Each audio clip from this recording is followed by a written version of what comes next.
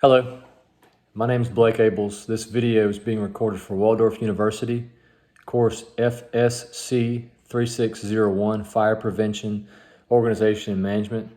Again, my name is Blake Abels. I currently serve as a company officer for a career fire department on the Gulf Coast of Alabama.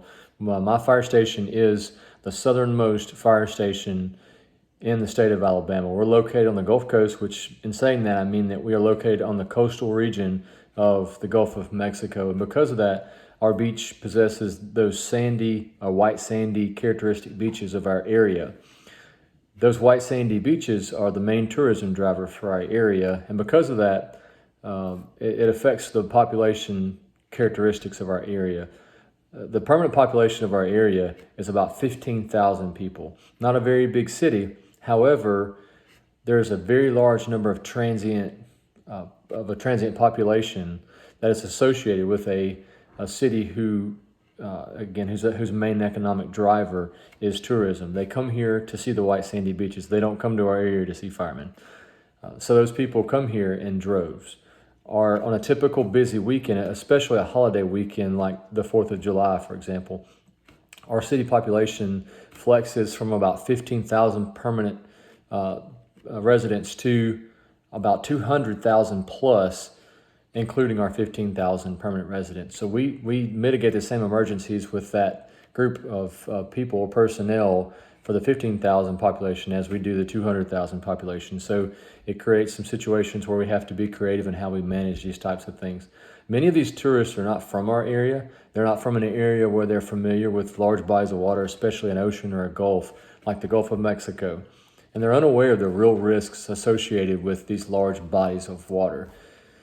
Annually, our department responds to many emergencies that are related to water-related incidents. So these incidents may be simple water rescues in the sense that someone is out in the Gulf too far and can't get themselves back in on a raft or something along those lines.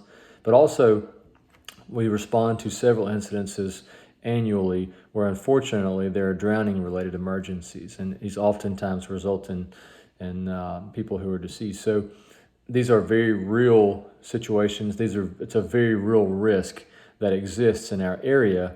And one of the big things that would benefit our area is if there was a greater emphasis placed on rip current education and also our beach flag warning system. Our beach flag warning system is a system of colored flags. Many people who've been around water are familiar with them, but it always surprises us how many people aren't familiar with them and they just ignore them.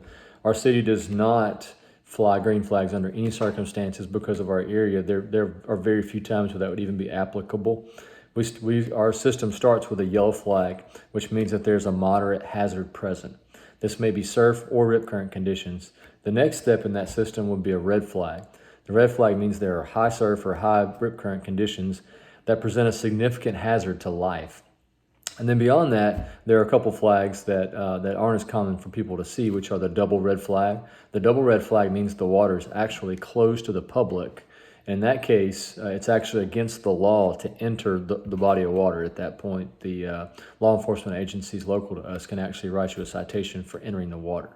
The lifeguards who would have to go get you in an emergency in that situation would be putting themselves at a large risk with the nature of the emergencies. And then also the purple flag. The purple flag means that dangerous marine life is present.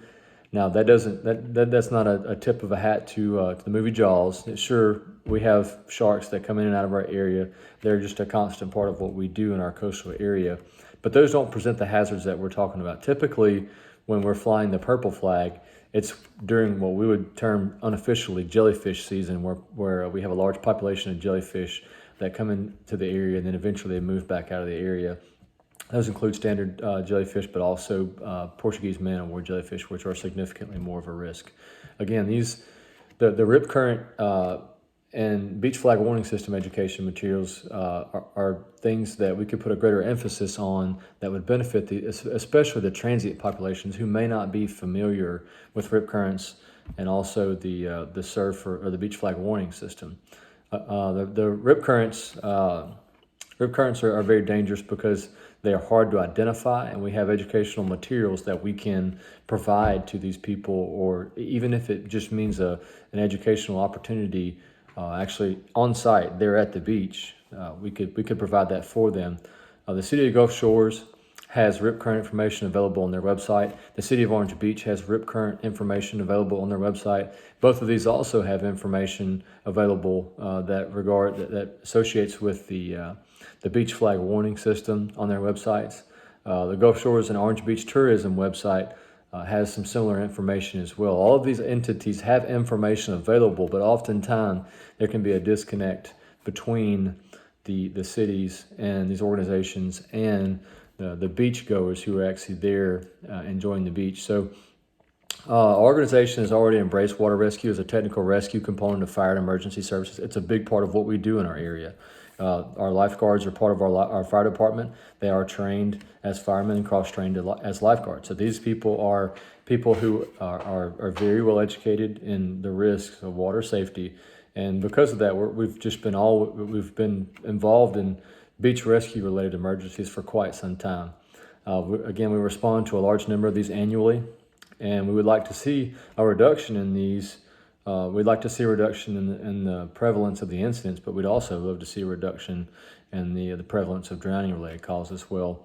As far as strategies that would relate to the risk reduction in this circumstance, I would encourage condominium property managers to take some responsibility here to provide information related to rip currents and the beach flag warning system to people who book through their agency, so that these people get this information on the front end and have some time to comb over this material, because typically what you put in their hand as they're checking in the day of, those things just kind of get thrown on the counter. They're mainly worried about how do they get in their unit, what's the Wi-Fi password, and let's go play at the beach.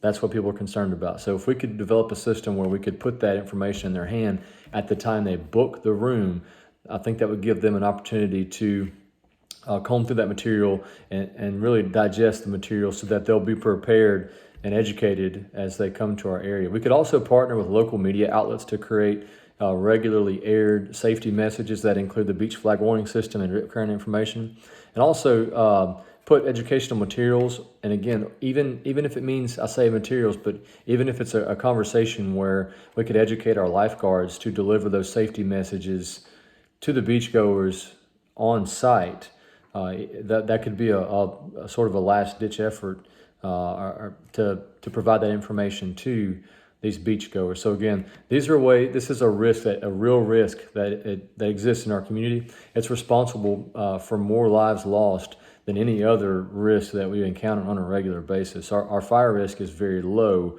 Our fire death risk or fire death rate is low annually as well. Water-related emergencies, like these beach-related emergencies, represent the greatest risk in our agency in terms of a risk to life. So this is information that I would like to better put in the hands of these people. Thank you for your time.